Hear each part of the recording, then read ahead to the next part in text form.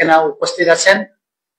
ওই দিনের আজ আমরা বিশেষ একটা গুরুত্বপূর্ণ প্রেস মিট করতে যাচ্ছি। আগামী 7 তারিখ জুলাই সোমবার আমরা আগরতলা শহরে মিনিস্টার অফ হোম অ্যাফেয়ার্স থেকে যে নোটিফিকেশনটা এসেছে, 1 মাস পেরিয়ে গেছে। রাজ্য সরকার, ত্রিপুরা গভর্নমেন্ট ওই ব্যাপারে এখনো পর্যন্ত কোনো ইনিশিয়েটিভ নেয়নি। তার পরিপ্রেক্ষিতে আগরতলা শহরে একটা বড় র্যালি আমরা করতে যাচ্ছি। এই র্যালিটা হবে সম্পূর্ণ রাজনৈতিক এবং ধর্ম ভিত্তিক নয়, এটা সম্পূর্ণ আমরা রাজনৈতিক ভাবে আমরা এই র্যালি করতে যাচ্ছি। আজকে আমাদের এই সাংবাদিক সম্মেলনে উপস্থিত আছেন আমাদের কাউন্সিল অফ ত্রিপুরা হঠাৎ কনভেনার স্যার বীরেন্দ্র ত্রিপুরা, দেববর্মা বসং থেকে উপস্থিত আছেন প্রেসিডেন্ট স্যার মহানন্দ দেববর্মা, আমাদের ভাইস প্রেসিডেন্ট অমরদীপ দেববর্মা, এবং আমাদের সোশ্যাল ওয়ার্কার অসিত দাস, এবং আমাদের সোশ্যাল ওয়ার্কার আশিরাম রিয়ান, সুরন দেববর্মা সহ অন্যান্যরা এখানে উপস্থিত আছেন। ওই দিনের র্যালিতে এবং আমাদের যে এখানে মাস গ্যাদারিং হবে সেদিন মহারাজ থাকবেন, উপস্থিত নিজে থাকবেন এবং তিনি র্যালিটা উদ্বোধন করবেন। এবং মহারাজ নিজে কোনো রাজনৈতিক পরিচয় হিসেবে আসবেন না, ওই র্যালিতে তিনি ত্রিপুরার বুবাগারা হিসাবে ওই দিন এখানে উপস্থিত থাকবেন। তিনি আজকে আমাকে কথা দিয়েছেন, গোটাকালে উনি কথা দিয়েছেন উনি থাকবেন আমাদের সঙ্গে, সবার সঙ্গে, তিনি সমাজের সব অংশের মানুষের সঙ্গে ওই দিন মিছিলে অংশ নেবেন। তাই আমরা সারা ত্রিপুরার সব অংশের জনগণকে আহ্বান করব, এটা নন পলিটিক্যাল নন রিলিজিয়াস একটা মুভমেন্ট, এটা জাতীয় স্বার্থে।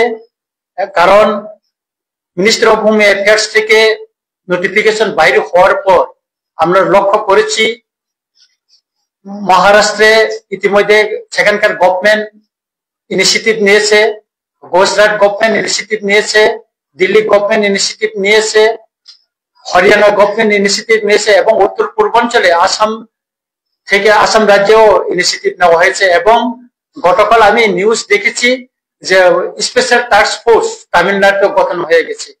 কিন্তু ত্রিপুরায় আমরা অনুরোধ জানানোর পরেও, বিভিন্ন মেমোরেন্ডাম দেওয়ার পরেও আজ পর্যন্ত কিন্তু ত্রিপুরায় কোনো ইনিশিয়েটিভ নেওয়া হচ্ছে না। আমি কিছুদিন আগে গোমতী জেলার শাসক এবং সিপাহীজলা জেলা শাসকের সঙ্গে দেখা করি এবং ওনার কাছে জানতে চাই 6টা প্রশ্ন করেছিলাম, আপনারা মিনিস্টার অফ হোম অ্যাফেয়ার্স থেকে আসার নোটিফিকেশন আসার পর বা ডাইরেকশন আসার পর আপনারা কি কি ইনিশিয়েটিভ নিয়েছেন। উনি বলেছেন আপনার যে চিঠিটা দিয়েছেন আমরা তা লিখিত আপনাকে আমরা জবাব দিব, লিখিত আমরা আপনাকে খুব শীঘ্রই আমরা পাঠানো হবে।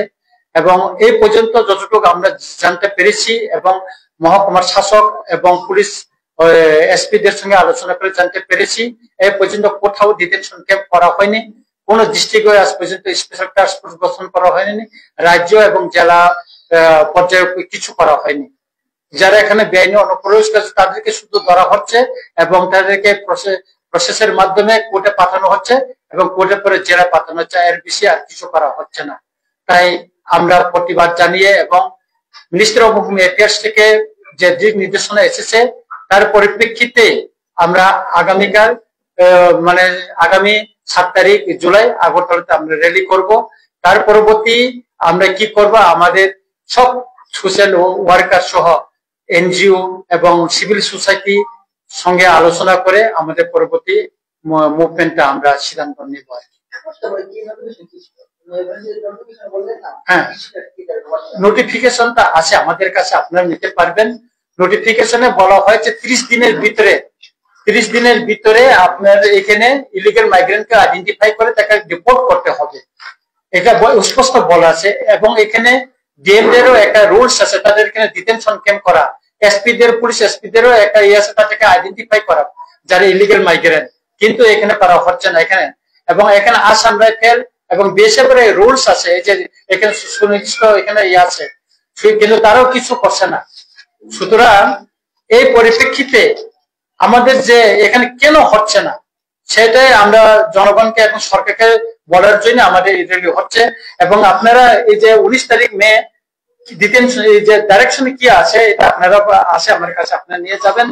ওইটাতে স্পষ্ট কার কি রুলস আছে এখানে স্পষ্ট বলা আছে এবং সেই অনুসারে আমরা করার জন্য আমরা বলছি। आपके प्रेस कॉन्फ्रेंस के बाद जब हमने माननीय मुख्यमंत्री से पूछा था तो उन्होंने बोला है सरकार का जो काम है सरकार वो काम कर रहे हैं, कोई क्या बोलते हैं वो देखने की बात नहीं है, उनका जो दायित्व है वो निभा रहे हैं। तो आपको क्या लगता है गवर्नमेंट का जो काम चल रहा है उसमें आप संतुष्ट नहीं? गवर्नमेंट क्या काज कर रहा है? डिटेंशन कैंप बनाया, स्पेशल टास्क फोर्स बनाया, कोई जगह का ऑपरेशन तो नहीं हुआ। तो गुजरात में तो हुआ, दिल्ली में भी हुआ, अपना महाराष्ट्र भी हुआ, तमिलनाडु में स्पेशल टास्क फोर्स गठन किया। त्रिपुरा में क्या किया? त्रिपुरा में जो इलीगल दिल्ली आता है बांग्लादेश बॉर्डर क्रॉस करके उनका पकड़ते हैं, बाकी तो कुछ नहीं हो रहा है। कहा कर रहा है? मुख्यमंत्री जी आप बोलिए ना, आपने क्या? हम संतुष्ट नहीं है, संतुष्ट नहीं तो इसलिए तो हम रैली कर रहा हो 7 तारीख जुलाई में। तो आप क्या चाहते हैं सेंट्रल गवर्नमेंट इसमें? हाँ, हम तो मानते हैं जो मिनिस्टर ऑफ होम अफेयर से जो डायरेक्शन किया है ये जल्दी त्रिपुरा में इम्प्लीमेंट करने के लिए हम मांगे हैं। तो उत्तर पूर्वांचल में असम में वो इम्प्लीमेंट कर रहा है, वहां में ऑपरेशन किया है, आइडेंटिफाई कर रहा है ये इलीगल माइग्रेंट को। त्रिपुरा में क्यों नहीं किया? ये मत अगरतला में तो बस्ती है, यहाँ में तो फटाक कॉलोनी है, श्रीलंका कॉलोनी है, डाकाया कॉलोनी है, बहुत खास जमीन है, यहाँ में घुसपैठिया में बस्ती बना के बैठे हैं। यहाँ में वो तो हमसे हम देख रहा है, कुछ तो नहीं कर रहा है ना। तो गुजरात में आप देखा है वहां में कितना ध्वजा लेके वहां का पुलिस लेके तो घुसपैठिया को तो बस्ती बांध दिया। त्रिपुरा में क्यों नहीं किया? हम मांगे हैं जो ये डायरेक्शन है मिनिस्टर ऑफ होम अफेयर से, मेरे पास लेटर भी है ना, जो डायरेक्शन जो कॉपी वो भी है। तो स्पेशली मेरे को भी लेटर है, उसमें लिखा है हमें हमारे पास है, अब देख लीजिए। ये हमें कुछ तो नहीं कर रहा है ना, इसलिए तो मांगा है। আমাদের র্যালিটা রবীন্দ্র ভবন প্রাঙ্গণ থেকে প্রথমে সেখানে আমাদের জমায়েত হবে। জমায়েতে আমাদের নেতৃবৃন্দ আমাদের থেকে বিভিন্ন সোশ্যাল অর্গানাইজেশন থেকে এবং আমাদের সিভিল সোসাইটি থেকে এনজিও থেকে ওখানে বক্তব্য রাখবেন। এখানে হবে রবীন্দ্র শতবার্ষিক ভবন থেকে দুর্গাবাড়ি, তুলসীবতী জেকশন গেট, কামান Chaumoni, post office Chaumoni, RNS Chaumoni, দৈনিক সংবাদ অফিস, কর্নেল চৌমনি, স্বামী বিবেকানন্দ ময়দান অথবা আস্তাবল গ্রাউন্ডে গিয়ে শেষ হবে আর কি। এবং সেদিনে আমাদের মহারাজ নিজে আমাদের সঙ্গে র্যালিতে থাকবেন এবং তিনি আজকে বলেছেন যে প্রেস মিটের আগে উনি বলছেন যে আমি থাকবো, তুমি বলে দাও। এখানে লোক হয়তো প্রায় 4 হয়তো 5,000 এরকম সম্ভাবনা আছে। আমাদের টার্গেট ছিল 3,000, কিন্তু এখন সবাই সমাজের সব অংশের মানুষ এই ন্যাশনাল ইস্যুটা নিয়ে এখানে আসতে চায়।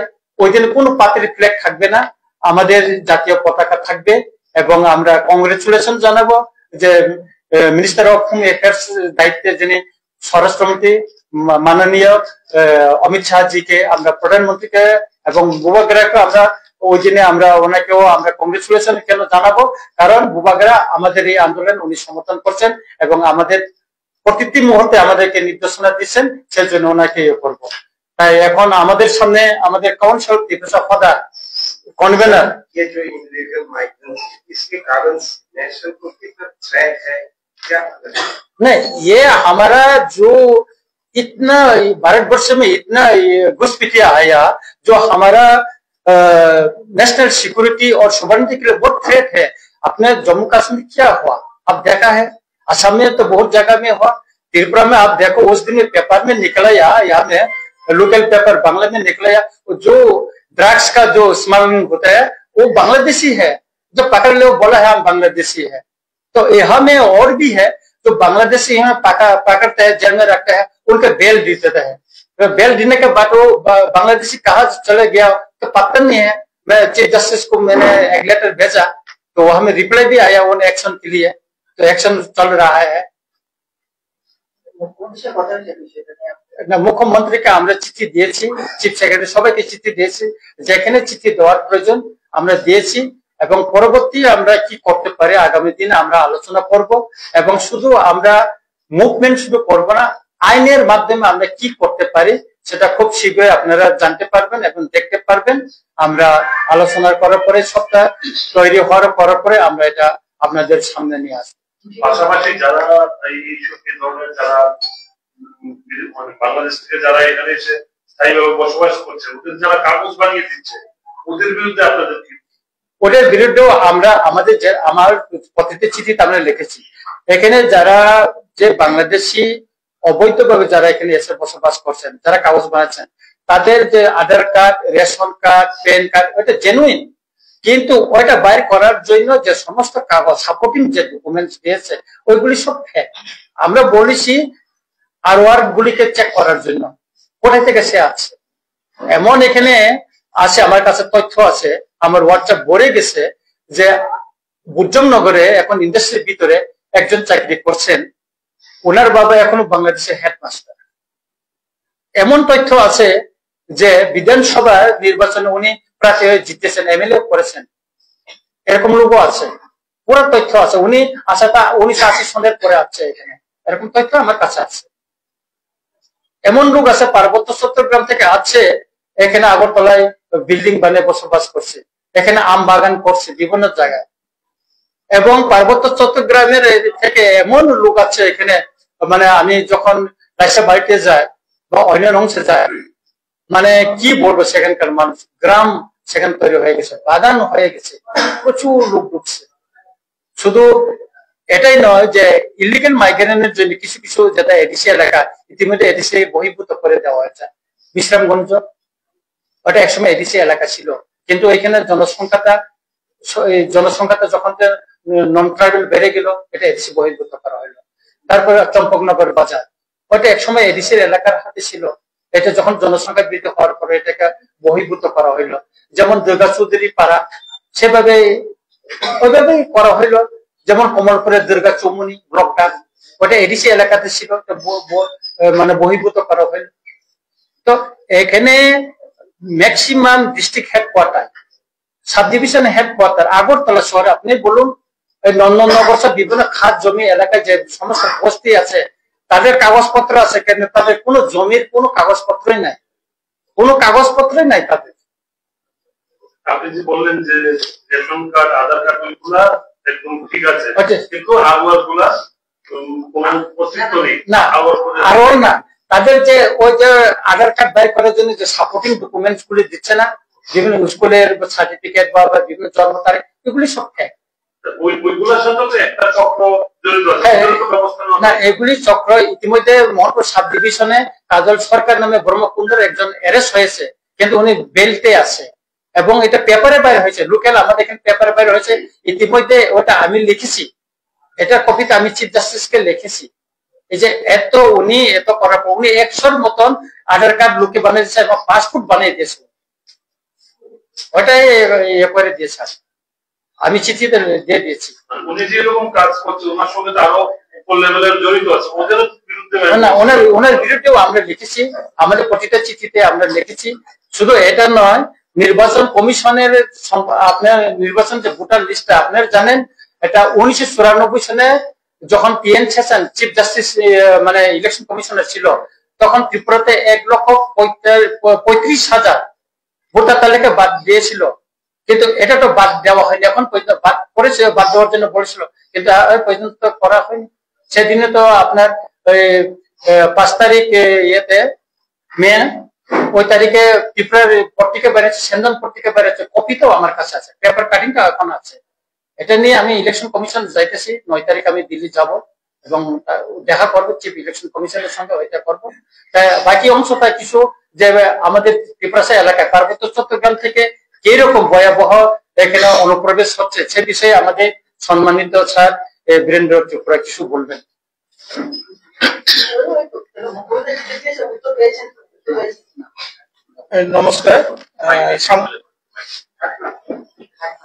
নমস্কার সাংবাদিক ভাইদের। আমাদের মাননীয় বিধায়ক যে কথাগুলো বলছেন, শুধু মাননীয় বিধায়ক বলে নয়, সেটা ত্রিপুরা রাজ্যের আপামর ত্রিপুরাবাসীর এটা একটা নিরাপত্তার কারণে, অস্তিত্বের কারণে আমরা এই যে মুভমেন্টটা করতে বাধ্য হচ্ছি।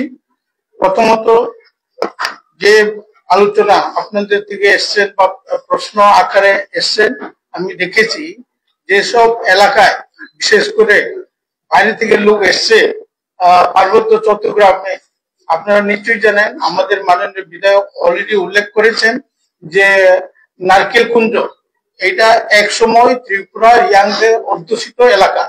এটা ধূমরপান হওয়ার সময় এখানে চাকমারা ছিল, আমি নাই বলবো না, কিন্তু ছিল। এখন যারা আনারস বাগান আম বাগান করেছেন তারা সম্পূর্ণ অবৈধ অনুপ্রবেশকারী, চট্টগ্রাম থেকে এসছে। এবং বাংলাদেশ থেকে যখনই আমাদের ওসি সাহেবের সঙ্গে আমি দেখা করেছিলাম, ওসি সাহেব যখন যেসব লোকগুলোকে ধরে নিয়ে আসেন দলে, তারা আধার কার্ড আর দেখাই দেয়, তাদের ভোটার কার্ডও দেখাই দেয়। এটা এরকম হয়, যার কারণে বনবাসরা সবচেয়ে বাংলাদেশি দোকান, চট্টগ্রাম থেকে দোকান, তারা ডাবল এই সিটিজেনশিপ নিয়ে রয়েছে। চট্টগ্রামের মধ্যে খাগড়াছড়ি, পানছড়ি, রাঙ্গামাটির লোকগুলা সবারই তাদের ইন্ডিয়ান ভারতীয় নাগরিক সার্টিফিকেট রয়ে গেছে। এবং এখানে চাকমা আগমের এখানে প্রীতি চাকমা গ্রুপ, এই ত্রিবঙ্গিল চাকমা গ্রুপ, এই লোকগুলা এখানে বসবাস করছে। এটা ভারত সরকার জানে, আমি এখানে বিস্তারিত কিছু বলবো না। এই লোকগুলা এখানে বসবাস করছে এবং বাংলাদেশ থেকে এসে শিলাছড়িতে পড়াশোনা করেছে, শিলাছড়ি থেকে ডাইরেক্ট দিল্লিতে পড়াশোনা করছে। এখন উনি সুপ্রিম কোর্টের অ্যাডভোকেট। তার জায়গা জমি ত্রিপুরা রাজ্যে না হলো 1000 খানি রয়ে গেছে, তার নামে আম বাগান আছে। আপনারা বিশ্বাস করবেন কিনা জানি না, আপনার ডাইরেক্ট প্রত্যক্ষ করুন, নারকেল কুঞ্জ যান, এই আম বাগান কার খোঁজ করুন। কিছুদিন আগে চাকমা ধরা পড়েছে বর্দোয়ালিতে, তার নিজস্ব আম বাগান আছে ইয়েতে। এখানে যত সব গুলমাল বা বন্দুক এইসব নিয়ে আছে, ধরা পড়েছে কে? প্রায় চট্টগ্রাম থেকে আসা কিছু অংশের লোক। আপনারা এটা আমার থেকে ভালো জানবেন, আপনারা ধর্মলোকে ধরা পড়েছে পিস্তল সহকারে। এটা তো সব এইসব লোকগুলা ত্রিপুরা রাজ্যে শান্তির শৃঙ্খলা নষ্ট করছে। এখানে আগরতলা শহরে আপনারা দেখেছেন, পুরা আগরতলা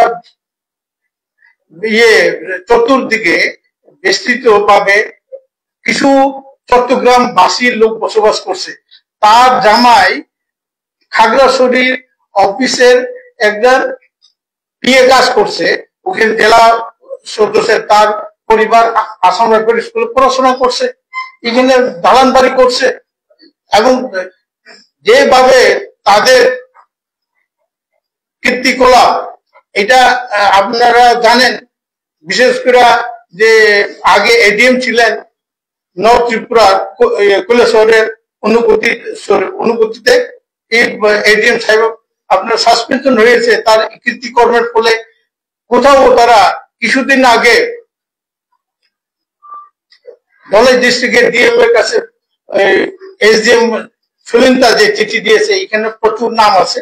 আপনারা দাদার মাননীয় বিধায়কের কাছেও আছে, আমার কাছেও আছে, এখানে অনেক নাম আছে। তারা প্রচুর জায়গা জমি ক্রয় করছে। এখানে বিশেষ করে দেখা যায় এখানে ডিসি ছিলেন, এসডিএম ছিলেন, এই লোকগুলা বিডিও ছিলেন, এই লোকগুলা এখানে জায়গা ক্রয় করছে। তারা কোথায় থেকে আসে? চট্টগ্রাম থেকে তো আসে, এর ছাড়াও তারা আসে অরুণাচল প্রদেশ থেকে। কিছুদিন আগে পেমা খান্ডু অরুণাচলের মুখ্যমন্ত্রী বলেছেন আমাদেরকে দুটো সমস্যা, বড় সমস্যা আছে। তার মধ্যে একটি হচ্ছে আসাম অরুণাচলের বর্ডার নিয়ে তাদের সমস্যা, এই সমস্যাটা তারা ওভারকাম করেছে। দ্বিতীয় সমস্যা কি? চাকমা হাজং এর সমস্যা। অরুণাচল প্রদেশে কখনো তাদেরকে সিটিজেনশিপ দেওয়া হয় নাই, তারা এটা বিরোধিতা করছে। সুপ্রিম কোর্টে রায় হয়েছে তাদেরকে ভারতীয় নাগরিক দেওয়ার জন্য, কিন্তু ওখানকার লোকের এই কিরেন রিজিজু বলেন বা পেমা খান্ডু বলেন, তারা বলেছে তারা সিটিজেনশিপ পাবে, কিন্তু তাদেরকে এসটি হিসাবে ট্রিট করা হবে না। এবং তারা ওইখানে জমি জমা কিনতে পারবে না, এটা করেছে। যেহেতু সুপ্রিম কোর্টের রায় অবমাননা করতে পারবে না, কিন্তু তাদেরকে জমি জমা কিনতে দেবো না, এসটি তার করবে না, এইসব লোক কোথায় চলে আসছে? ত্রিপুরাতে। Tripura is fertile land. Mizoram থেকে আপনারা জানেন যে 5 জন ছাত্র এমবিবিএস ইঞ্জিনিয়ার পড়তে সিলেকশন হয়েছিল, তাদেরকে দেওয়া হয়নি। তাদেরকে কেন দেওয়া হয়নি?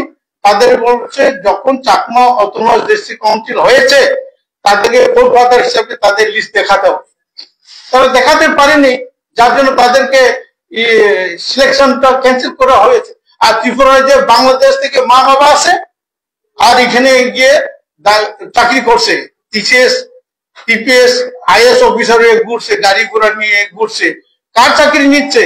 আপনার আমাদের। শুধু তাদের বলে নয়, যারা বাংলাদেশ থেকে যারা অবৈধ আছে তারা এখানে আছে, যে মাননীয় বিধায়ক বলেছেন এমএলএ হয়ে গেছেন, এই লোকগুলো কার চাকরি খাচ্ছে? ত্রিপুরাবাসীর চাকরি খাচ্ছে, ত্রিপুরার আয়টা তারা নিয়ে যাচ্ছে। এবং তারা ত্রিপুরার যারা আদিবাসী, আমি জানি, আমি কলেজে 1976 কলেজে পড়েছিলাম, আমার চুমতে জহরে ব্যানার্জি এন্ড কোং করে একটা দোকান ছিলেন, খাতাপত্র বিক্রি করতেন, আমি ওখান থেকে নিতাম। উনি সব সময় দেখলে এই বাংলাদেশের আইএসএল আমার বাড়ি কেড়ে নিয়ে গেছে, এইসব করতো। এখন দোকানই নাই, সব বাংলাদেশের দখল করে নিয়ে গেছে। আমার পরিচিত, আপনারা ভালো করে চিনবেন, সন্দীপ পাল, ত্রিপুরার যে প্রথম রঞ্জিত ট্রফির সেঞ্চুরিকারী, সেই সন্দীপ পাল আমার সঙ্গে চাকরি করার সুবাদে আমার আন্দার ছিল, আমি গ্রামীণ ব্যাংকে ছিলাম। ওনার দোকান বাবা বস হওয়ার কারণে এই দোকান যারে দেওয়া হয়েছে, এই দোকান তারা ফেরত পায়নি। আমি প্রশ্ন করি, প্রশ্নটা হইতেছে যে আপনারা সরকারি শরিক দল, আপনি একজন বিধায়ক, আপনারা এই যে এগ্রিমেন্ট সেটা 1 বছর পূরণ হয়েছে না, যার কাছে বুঝবেন আপনারা সরকারের বিরুদ্ধে অভিযোগ যে আপনারা যে এই অনুপ্রবেশ নিয়ে আছে অভিযোগ, এটা স্টেট গভর্নমেন্ট পাস হয়েছে, সেন্ট্রাল গভর্নমেন্টের নির্দেশও মানছেন, আপনারা কেন সরকারে আছেন? আমরা ইতিমধ্যে আমি বলে দিয়েছি, আজ সকালেও 10টার দিকে আমি মহারাজের সঙ্গে কথা বলেছি, আমরা রেডি আছি সরকার থেকে। কারণ কেন আমরা সরকার থেকে নেমে যাব বা আমাদের সমর্থন প্রত্যাহার করব, এটা মোটামুটি আমরা রেডি হয়ে গেছে। এবং আমাদের মাননীয় যে এমপি কেটি সিং দেবী, উনিও সমর্থন মানে বিজেপি থেকে রিজাইন দেওয়ার জন্য উনি তৈরি হয়ে গেছে। আমরা মোটামুটি রেডি, এবং সম্ভবত যদি আমাদের ইয়ে হয়, এই জুলাইয়ের 20 তারিখের ভিতরে হয়তো দিল্লিতে উচ্চ পর্যায়ে আমাদের একটা মিটিং হওয়ার সম্ভাবনা বেশি আছে। আর মহারাজের সঙ্গে আমি 9 তারিখে দিল্লি চলে যাচ্ছি। তারপরে 1 বছর এখানে সরকারের সঙ্গে আমরা ত্রিপাক্ষিক চুক্তির পরে আমরা ইয়ে করেছি, কথা বলেছি, অনেকবার মিটিং হয়েছে, জয়েন্ট ওয়ার্কিং গ্রুপের মিটিং আমি নিজেও গিয়েছি, করবো করছে না, কিছুই হচ্ছে না। ত্রিপুরাতেও যে ইয়ে হচ্ছে, এখানেও তো কিছু করছে না। আমরা বারবার মাননীয় মুখ্যমন্ত্রীর সঙ্গে দেখা করেছি বিভিন্ন বিষয়ে, কিন্তু কিছু ইয়ে হচ্ছে না। তাহলে আমরা এই সরকারের থাকার কি অর্থ আছে? আপনারা বলুন, ত্রিপাক্ষিক চুক্তি 1 বছর হয়ে গেল, বেশি ইলেকশন হইতেছে না, এখানে 125 এমেন্ডমেন্ট বিল করে এডিসির হাতে ক্ষমতা পাঠানোর কথা, দেওয়ার কথা, এটা আমার কথা না। 2018 এবং 2023 বিধানসভার যে নির্বাচনের যে ম্যানিফেস্টো, বিজেপির ম্যানিফেস্টো, সেখানে আছে, সেটা আজকে সংসদে তুলে তারা বিল পাস করছেন। এটা শুধু ত্রিপুরার জন্য না, 125 এমেন্ডমেন্ট বিলটা 10টা এডিসি, ওইটা উত্তর পূর্বাঞ্চলে 10টা এডিসির জন্য, এটাও তো করছে না। তাইলে আমাদের কাউন্সিলে 2টা ইয়ে আছে, ভ্যাকেন্সি আছে, এটা বাই ইলেকশন হচ্ছে না।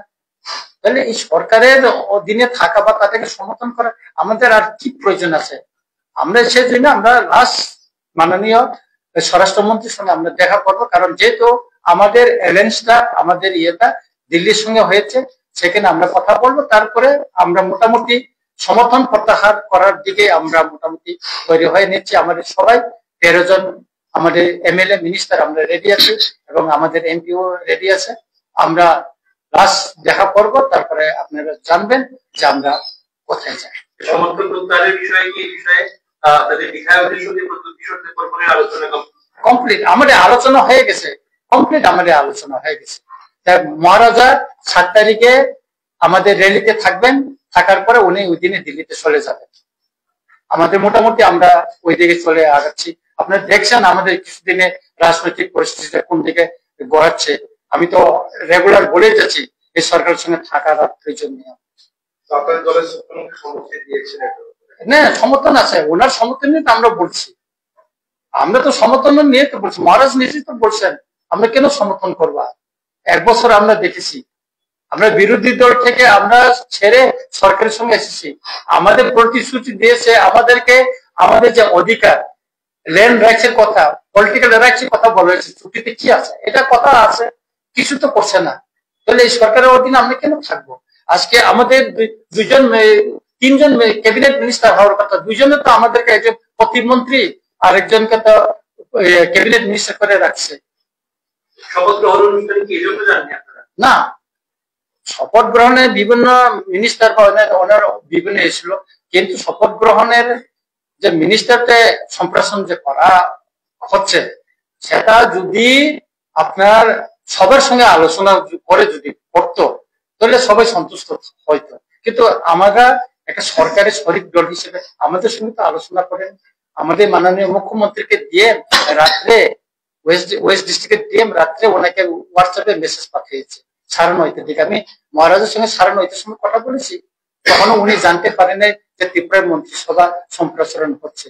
আমি বললাম আমাকে কাজ দিয়েছে যে এরকম এরকম, আমি তো এখনো জানতে পারিনি। বলছেন যেহেতু আপনারা বহুদিন ধরে বিভিন্ন রাজনৈতিক জনজাতীয় সবার জন্য আন্দোলন করে যাচ্ছেন, কিন্তু উপজাতিদের একটি বক্তব্য আপনারা মূলত যে বিষয় নিয়ে ত্রিপুরা দল গঠন করেছিল তাদের সেই দাবি থেকে আপনি পিছিয়ে গেছেন। আজকে আপনার শরিক দল হিসেবে ঘুরে চলে যাচ্ছেন, কিন্তু আপনার যে মূল দাবিটা ছিল এটা ত্রিপুরার, সেটার জন্য আপনারা এত বড় পদক্ষেপ নেননি কেন? যারা জনজাতি উপজাতিরা আছে তাদের একটি দাবি যে আপনারা তাদের জন্য তাদের কথা দিয়ে কথা রাখতে পারেনি, সামনের দিনে মাথা তাদের সামনে কি হয়েছে? কোথায় আমরা গ্রেটার ত্রিপুরা ছেড়ে দিয়েছি আপনি বলুন? আমরা কি বিবৃতি দিয়ে বলেছি যে আমরা গ্রেটার ত্রিপুরা ছেড়ে দিয়েছি? সেই জন্য তো আমরা সরকার থেকে প্রত্যাহার করতে যাচ্ছি। তো আমাদের গ্রেটার ত্রিপুরা তো আমরা ছাড়িনি। আমরা যেটা ওয়ার্কিং যে গ্রুপে, জয়েন্ট ওয়ার্কিং গ্রুপে যেটা সাবমিট করেছি, আপনি দেখেন আমাদের সংবিধানের আর্টিকেল 2-3 এখানে স্পষ্ট লেখা আছে। সেই জন্য তো আমরা ছাড়তে যাচ্ছি। আমাদের সঙ্গে যে চুক্তি, ত্রিপাক্ষিক চুক্তি হয়েছে, এটা কিছু করছে না। সেই জন্য তো আমরা সমর্থন প্রত্যাহার করি। কেন থাকবো এই সরকারের অধীনে? তারপরে ত্রিপুরা সরকারে আপনারা শরিক দল, সামনেই আগামী বছর এডিসি নির্বাচন, জনজাতিদের কাছে কি নিয়ে যাবেন? আপনাদের সাকসেস কি আছে? তখন আমাদের পরিস্থিতিটা আসুক, তখন আমরা সঠিক জনগণের কাছে কি নিয়ে যাবো। কি আছে আপনার? আজকের দিনে অনেক কিছু আছে, আমাদের অনেক আছে। আমরা বলবো, আমরা তো ছেড়ে দিইনি। তো আমরা তো নির্বাচনের জন্য তো লড়াই করি না, আমরা আমাদের ত্রিপুরা অধিকারের জন্য লড়াই করি। আমরা মন্ত্রীদের জন্য আমরা সমর্থন প্রত্যাহার করবো না, আমাদের অধিকারের জন্য। আমরা পাচ্ছি না বলে তো সমর্থন প্রত্যাহার করতে যাচ্ছি। 1 বছর আমরা অপেক্ষা করলাম, আমরা কিছু পাচ্ছি না বলে তো আমরা সমর্থন প্রত্যাহার করতে যাচ্ছি। মূলত কি আপনি সরকার প্রত্যাহার করার দাবিটা কি যে বাংলাদেশকে এই ইস্যুটা নিয়ে এগোচ্ছে?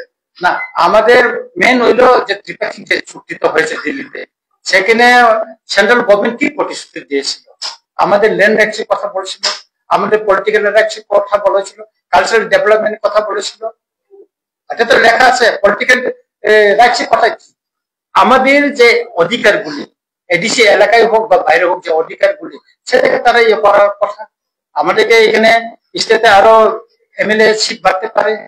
এডিসি তে আপনার 125 এমএনএম বিল পাস করে সেখানে আপনার বর্তমানে 28টা থেকে 30টা থেকে 50টা করার কথা। এগুলোতে কিছু হচ্ছে না, পাচ্ছি না বলে তো আমরা সমর্থন প্রত্যাহার করতে যাচ্ছি। সেখানে তো এক কথায়, সেখানে আমরা গ্রেটার ত্রিপুরা আমরা ছাড়ছি না। আমরা কখনো বলি না যে আমরা গ্রেটার ত্রিপুরা সরে যাচ্ছি। আপনি দেখবেন কয়েকদিন পরে আমাদের আন্দোলনটা কিভাবে শুরু হয়। কারণ আমরা এখন বলবো জনগণকে, আপনারা বলছেন সরকারে না যাওয়ার জন্য, আপনারা কিছু পাচ্ছেন না। সরকারে আমরা 1 বছর বলছি, সরকারের সঙ্গে আমরা আছি। এখন যদি কিছু দিচ্ছে না, তাই আমরা মাঠে নামবো, জনগণকে দিয়ে বলবো। আমরা তো আর অন্যান্য পার্টির মতো না যে পাক বা না পাক 5 বছর তাদের সঙ্গে থাকবো। একটা ছবি ভাইরাল হয়েছিল কংগ্রেসের সঙ্গে কি তৈরি করতে পারতেন না? এটা তো চা চক্র ভাই, যে কোনো সময় তো সবার সঙ্গে, আমি তো সুদীপ রায় বর্মনের সঙ্গে দেখা করি, গোপাল রায়ের সঙ্গে আমারও তো কথা হয়, ইস্কেন চৌধুরীর সঙ্গে তো আমার চা চক্র হয়। তাই বলে কি আমি ওনার সঙ্গে কি মিশে গেছি? যার যার আদর্শ নিয়ে যাদের, এটা তো রাজনীতিতে সবার দেখা হবে। যে আমরা স্বরাষ্ট্রমন্ত্রীর সঙ্গে দেখা করি, তাহলে কি আমরা বিজেপিতে হয়ে গেছি নাকি? আপনার বলুন। Thank you. আপনি বলেছিলেন এখন আগে আপনি বলেছেন যে 1980 সালের আগেও রাজ্যে অনেকে পুরস্কারী আছে এবং তারা বিভিন্ন জায়গায় চাকরি করছে বা থাকছে বা কাগজপত্র বের করে। তো নতুন যে সিআইটা হয়েছে এটার মধ্যে অলরেডি ভারত সরকার একটা দিয়ে দিয়েছে 2014 সালের আগে বা 2014 সালের মধ্যে যারা ভারতে প্রবেশ করেছে মানে হিন্দুদের মধ্যে, ওদেরকে কাগজপত্র দেবে ভারত সরকার। তো আপনারা কাজের বিরুদ্ধে যাচ্ছেন যে এখানে যে কাগজপত্র যে দিব, আপনি সিএ আইনটা ঠিকভাবে পড়ছেন কিনা আমি জানি না। সিএ ফর্মটা যদি ফিল আপ করতে গেলে আপনাকে বাংলাদেশে, যে আপনি বাংলাদেশ থেকে আছেন সেখানকার জমির পত্র বা আইডি কার্ড বা আপনার পাসপোর্ট অথবা ইলেকট্রিক বিল, ওইগুলি কোনো না কোনো ডকুমেন্টস আপনাকে ওইখানে ফিল আপ করতে হবে। আমি বিধানসভায় প্রশ্ন দিয়েছিলাম, মাননীয় বিধায়ক সুদীপ রায় বর্মন প্রশ্ন দিয়েছেন, আজ পর্যন্ত সিএ লাগু হওয়ার পর ত্রিপুরা কেউ এই পর্যন্ত ফর্ম ফিল আপ করেনি, একজন ফিল আপ করেনি। তাইলে যে যারা এখানে আছে বাংলাদেশ থেকে হিন্দুরা যারা নির্যাতিত হয়ে আছে, ওখানে যারা নির্যাতিত হয়ে বর্ডার ক্রস করে ত্রিপুরায় আসার পরে তাদের প্রথম দায়িত্ব হচ্ছে কোনো না কোনো থানায় গিয়ে জানানো বা কোনো প্রশাসনের কাছে তাদের জানানো যে আমরা বাংলাদেশের নির্যাতিত হয়ে আমরা ভারতে ত্রিপুরা রাজ্যে এসেছি। এটা নথিভুক্ত করতে হবে। কেউ তো করেনি ত্রিপুরায়, কেউ করেছে? এমন তো কেউ তো করেনি। আজকে যে ক্যাম্পের বাজার কেন আগে যে 71 সনে যারা রিফিউজি আসলো তাদেরকে ওখানে রাখা হয়েছিল, সেজন্য ক্যাম্পের বাজার হয়েছে। ওইরকম বহুত আছে এখানে অনেক ঘটনা। এই যে Sachindranagar colony, Sukumoy colony, Vivekananda colony, অনেক কলোনি আছে। কোথায় থেকে আছে ওরা? আপনি ভেরিফিকেশন করুন। তারপরে আপনার তারা তো অ্যাপ্লাই করলো না, এখন আবার নতুন ভোটার তালিকা বিহারে শুরু হচ্ছে। স্পেশাল ইন্টেনসিভ রিভিশন বাইরে হচ্ছে। তো এটা বাইরে হলে তো আপনার অনেক, আপনাকে নাগরিক আপনি নিজেকে প্রমাণ করতে হবে, এটা আমাকে কিছু করতে হবে না। শুধু ওইটা না, আপনার আরওয়ারটা চেক করলে তো ধরা পড়বে সে কোথায় থেকে আছে। আরওয়ারটা চেক করুন না। এমন এক তথ্য আছে আগরতলা শহরে তার কোনো জমিপত্র না, কাগজপত্র সব আছে, উনি বাড়িতে থেকে সারাটা জীবন শেষ করে দিচ্ছে, সরকারি চাকরি করছে, এরকম তথ্য আছে আমাদের কাছে, নথি আছে। ঠিক আছে, থ্যাংক ইউ। আচ্ছা, আমার তো কোথায় আমি একটা জিনিস বলছি যে যে ত্রিপুরা রাজ্যের যে লোক সংখ্যা যে রেশিও হিসাবে বেড়েছে, এটা আপনারা একটু খেয়াল করবেন যে 1951 সনে আমাদের ত্রিপুরা রাজ্যের লোক সংখ্যা ছিল 6.5 লাখের মতো। 1951 সনে আছে 6,39,000, আর 1961-তে 11,42,000 হয়েছে এবং বেড়েছে 5,02,000 এবং টোটাল গ্রোথ হচ্ছে 78.71। এটা পৃথিবীর মধ্যে সর্বশ্রেষ্ঠ এবং এর পরবর্তীতে সবসময় ওই 30-34 এরকম করে বেড়ে এসছে। আমি এইটা হচ্ছে ত্রিপুরায় 1971 সনে ত্রিপুরা 14 লাখের 15 লাখ আছিল, কিন্তু শরণার্থী এসছে 14-14.5 লাখ। এটা অফিসিয়ালি এসছে, কিন্তু অফিসিয়ালি আসার পর এইটা পরবর্তীতে সবাই যায়নি, রয়ে গেছে। এইটা গুলা একটা প্রশ্ন। আর এখানে ত্রিপুরার যে যারা পার্বত্য চট্টগ্রাম থেকে এসছে, আমি একটা উদাহরণ দিচ্ছি, এখানে অন্যান্য যারা জনজাতিরা আছে তাদের গ্রোথ রেটটা কত, আর একটা পার্টিকুলার বিশেষ করে চাকমাদের তাদের গ্রোথ রেটটা কত বেড়েছে, এটা আমার কথা না, সেন্সাসের কথা। সেটা আমি বলছি 1951 সনে চাকমাদের আসলো 60,277, 1951। 1961-তে আছে কত, 22,386। এরপরে 1971-এ আছে 28,662। 1981-তে আছে 34,797। 1991 96,096 জন, ট্রিপল বেড়েছে। আচ্ছা, এটার একটা কারণও আছে। 1983 সনে যারা বাংলাদেশ থেকে এসে বিভিন্ন জায়গায় ক্যাম্প হয়েছে তার জন্য বেড়েছে, ধরে নিলাম ঠিক আছে, তাহলে 1901-এ এটা কমবে 64,000 হয়েছে। কারণটা হচ্ছে কি 1997-এ শেখ হাসিনার সঙ্গে এগ্রিমেন্ট হওয়ার পরে কিছু লোক ফিরে গেছে, কিন্তু আরো যাওয়ার কথা ছিল, রয়ে গেছে। এখন তাদের লোক সংখ্যা দেখা যায় 2011-তে 79,813 জন। এখন বর্তমানে আপনার যদি সেন্সাস হয় মিনিমাম তার 1.5 লাখ, তাহলে যেখানে আপনি রিয়াংরা আসলো সেকেন্ড পজিশন 1,88,000, তারা চলে আসবে সেকেন্ড পজিশন। তাহলে এই গ্রোথ রেটটা কোথায় থেকে এসছে সেটাই আমার, এই যে আপনারা সামনে চলে যান, প্রতাপগড় চলে যান, বা রাইমাবেলি শিলাসর্তি চলে যান, গন্ডাসর্ত রাইমাবেলি, সবটাই যে হারে দ্রুত ভাবে বাড়ছে সেটা একটা দেখার বিষয়। যেটা মাননীয় বিধায়ক বলেছেন, আপনারা গিয়ে দেখেন এখানে ডিটেকশন করে, চেক করে, ভেরিফিকেশন করে কিছুই করেনি, এটা একটা। কিন্তু ত্রিপুরার যে যারা চাকমা অধিবাসীরা আছে তারাও এখন মুভমেন্ট করছে, কারণ তাদের বিরুদ্ধে যারা বিদেশি আছে তাদের বিরুদ্ধে তারাও মুভমেন্ট করছে। যারা অরিজিনাল চাকমা তাদের কোনো আপত্তি নাই, অরিজিনাল যারা বাঙালি তাদেরও কোনো আপত্তি নেই, কারণ ত্রিপুরার যে মহারাজ আমল থেকে পাহাড়ি বাঙালি মিলেমিশে আমরা একসঙ্গে থাকি, সেটাও। কিন্তু বাইরের থেকে এসে আপনার চাকরি, আপনার দোকান, আপনার জমি জমা কেড়ে নিবে, সেটা তো আপনারাও চান, কেউ চায় না, ত্রিপুরাবাসী কেউ চায় না। তাই আমরা মেনলি যেখানে আলোচনা হয়েছে, আমরা মেনলি হোম মিনিস্টার, মাননীয় হোম মিনিস্টার অমিত শাহজির যে নির্দেশনা আছে, যে ইনস্ট্রাকশন আছে, এটাকে ফুলফিল করার জন্য আমরা র্যালিটা এখানে আমাদের আলোচনার মধ্যে অনেক কিছু পার্টির কথা চলে এসছে, ঠিক এটা না। আমাদের মূল কথা হচ্ছে হোম মিনিস্টারের যে সব নির্দেশনা আছে এটা ফুলফিল করছে না ত্রিপুরা গভর্নমেন্ট। কারণ ত্রিপুরা যে ডিটেনশন ক্যাম্প হওয়ার কথা সেটা করে, স্পেশাল টাস্ক ফোর্স করার কথা করেননি, ডেপুটেশন করার কথা করেননি। উনি একটা বিবৃতি দিয়ে বলেছেন আমি এই করছি, এটা তো হয় না। যেভাবে অমিত শাহজি যে নির্দেশনা দিয়েছেন এটা প্রত্যেকটা অক্ষরে অক্ষরে ওনার পালন করতে হবে, কারণ সেন্ট্রাল গভর্নমেন্টের আমাদের যে রাজ্য এবং কেন্দ্র সরকারের যেভাবে নির্দেশনা আছে সেটাকে ফুলফিল মাননীয় মুখ্যমন্ত্রী বা ত্রিপুরা গভর্নমেন্ট করছে না, সেটা হলো মুদ্রা কথা। সেটার বিরুদ্ধে আমাদের মুভমেন্টটা। Thank you.